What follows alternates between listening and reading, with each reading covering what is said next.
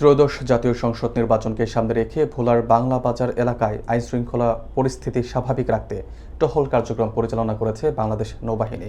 সোমবার দুপুরে বাজারের গুরুত্বপূর্ণ সড়ক ও জনসমাগমপূর্ণ এলাকা প্রদক্ষিণ করে নৌবাহিনীর একটি দল। এ সময় নির্বাচনকালীন শান্তি শৃঙ্খলা বজায় রাখা ও জননিরাপত্তা নিশ্চিত করতে সাধারণ মানুষের মাঝে সচেতনতামূলক বার্তা দেওয়া হয়। পাশাপাশি ফুটপাত দখলমুক্ত রাখা ও যান চলাচলে শৃঙ্খলা বজায় রাখার আহ্বান জানানো হয়। বিস্তারিত থাকছে মোহাম্মদ রাশেদ খানের প্রতিবেদনে।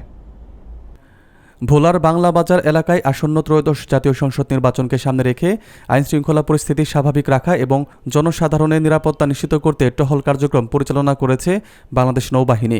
সোমবার ২০ জানুয়ারি দুপুর আনুমানিক ১২টার দিকে নৌবাহিনীর একটি দল বাংলা বাজারের প্রধান সড়ক, বাজার এলাকা এবং আশেপাশের গুরুত্বপূর্ণ স্থানগুলো ঘুরে দেখেন।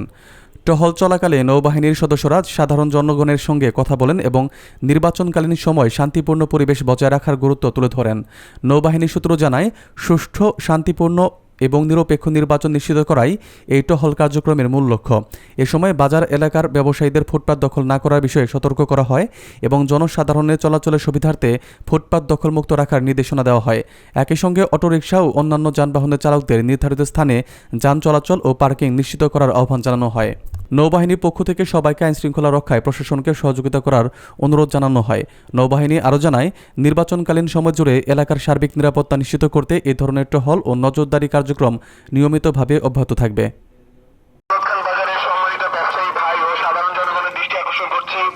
আমরা বাংলাদেশ নৌবাহিনীর সদস্যরা আইনশৃঙ্খলা রক্ষার দায়িত্বে এই এলাকায় উপস্থিত হয়েছি।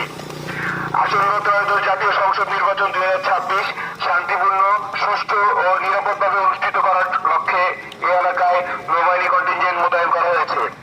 সবাইকে স্পষ্টভাবে জানিয়ে দেওয়া হচ্ছে, আইন শৃঙ্খলা ভঙ্গের কোনো প্রচেষ্টা বরদাস্ত করা হবে না।